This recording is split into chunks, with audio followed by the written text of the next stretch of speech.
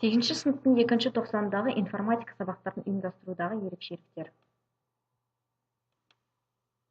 8 сыныптың алдымен 2 тоқсанының мазмұнына тоқталып кетейік. Бұл 2 тоқсанда бір бөлімнен тұрады: ақпаратты электрондық кестелерде өңдеу.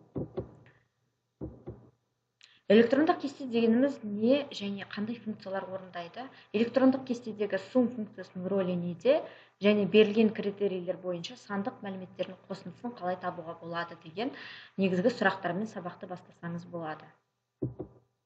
Қолданбалы есептерді шешу. Сабақтың тақырыбы, ал сабақтың мақсаты электрондық кестелерде кіріктірілген функцияларды қолдана отырып есеп шығару. Бағалау критерийлері. Кіріктірілген функциялардың міндетін білу. Кіріктірілген функциялар счет если, сум если қолдана отырып есептер шығару. Электрондық кестеде мәліметтер қорын жасау және шартты форматтауды қолдана отырып кестедегі мәліметтерді таңдай білу. Зерттеу жұмысы ретінде электрондық кестедегі функция ұғымы, кіріктірілген функциялардың міндеттері деген тақырыпта зерттеу жүргізіңіз. Берілген материалдарды оқу.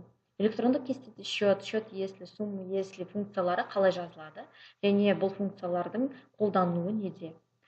Оқушыларды 3 топқа бөліңіз. Яғни бірінші топ счет, екінші топ счет если, үшінші топ счет сумма если. Және де уақытты қадағалап отырыңыз. Топтар өздерінің жұмыстарын кейін ұсынады. Электрондық кестелерде осы 3 функцияның қолдануын қолдана отырып есептерді қалай шығаруға болатындығы туралы сұрақтарға жауап беруін өтініңіз. Жұппен жұмыс.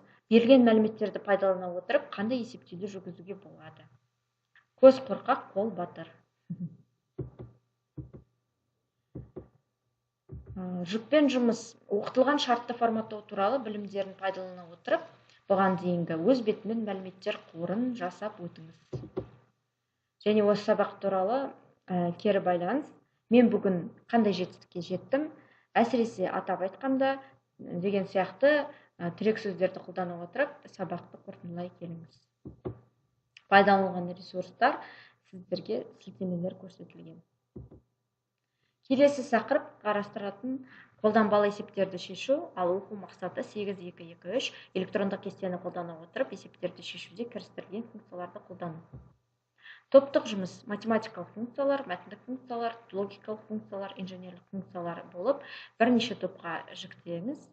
Және дескриптор ретінде Excel бағдарламасында қажетті есептелу үшін математикалық функцияларды түсіндіре алу керек. Және электрондық кестеде кіріктірілген функцияларды пайдалану арқылы қарапайым есептеулерге мысалдар келтіре алу керек. Статистикалық функциялар және олардың қолдануы. Мұнда бірнеше 4 функцияның мысалдары келтірілген және солардың қолдану туралы әңгіме талқылау жүргізіңіз. Математикалық функциялар. Дәл солай математикалық функциялардың электрондық кестелердегі мысалдары келтірілген және олардың қолдануы көрсетілген. Логикалық функциялар. Мұнда да бірнеше логикалық функция мысалы келтірілген, оның әрқайсының анықтамасы. Мысалға ретінде если, оның анықтамасы шарт бойынша амалдарды орындау.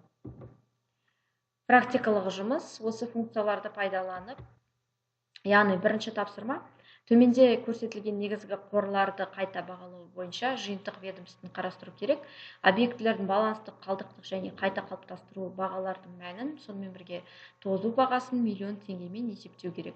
Есептеу алгоритмін келесі төмендегідей көрсетілген және бірнеше пунктілерді орындап, осы тапсырманы орындайсыз. Және бұл тапсырмаға арналған дескрипторлар сізге ұсынылған. Келесі тапсырманың жалғасы ретінде төменде көрсетілген суреттегі өндірістің негізгі құралдарын қайта бағалау ведомствосы көрсетілген. Мұнда да есептеулер жасауға арналған формулалар берілген. Әрбір формулалардың негізгі айнымалыларының нені білдіретіндігі жазылған, неге тең болатындығы.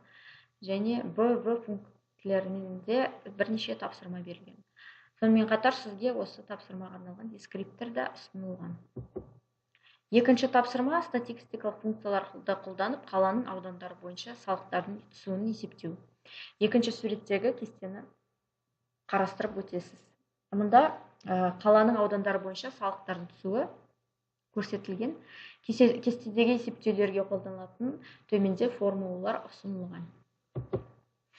Сабақтың соңында рефлексия өткізесіз. Мұнда яғни екі қосу белгісін қоясыз, немесе стикерде сіз ұнаған сабақтардың екі элемент жасайсыз, және сұрақ белгісі түсініксіз болса, және қиындықта туғызған бір элементті жазып алуыңыз керек. Рахмет.